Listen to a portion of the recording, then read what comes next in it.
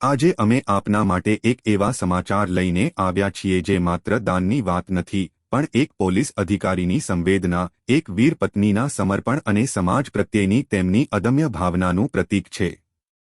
વાત છે ગોંડલ મહિલા પોલીસ સ્ટેશનમાં પીઆઈ તરીકે ફરજ બજાવતા નિર્મળાબેન સાખંટની. ગીર સોમનાથના વડવિયાળાના વતની નિર્મળાબેને તેમના દિવંગત પતિ, ભારતીય સેનાના જવાન ફૌજી રવજીભાઈ જીવાભાઈ જાદવની પવિત્ર યાદમાં એક અનોખું પગલું ભર્યું છે. તારીખ 13મી ઓક્ટોબર 2025ના રોજ તેમણે ગીર સોમનાથ ખાતેના વીએસટી ટ્રસ્ટ પ્રેરિત સંગમ ભવનમાં એક રૂમના બાંધકામ માટે ₹2,51,000નું દાન ચેક દ્વારા અર્પણ કર્યું હતું. આ દાન માત્ર રકમ નથી, પણ એક સંદેશ છે. નિર્મળાબેને ફૌજી રવજીભાઈની શહાદતને માત્ર શ્રદ્ધાંજલિ નથી આપી, પણ તેમના નામની સ્મૃતિને સેવા અને સકારાત્મકતાના પાયા પર કંડારી છે. સંગમ ભવનમાં બનનારો આ રૂમ હવેથી જાણે કે ફૌજી રવજીભાઈના અમર બલિદાનની ગાથા ગુંજશે.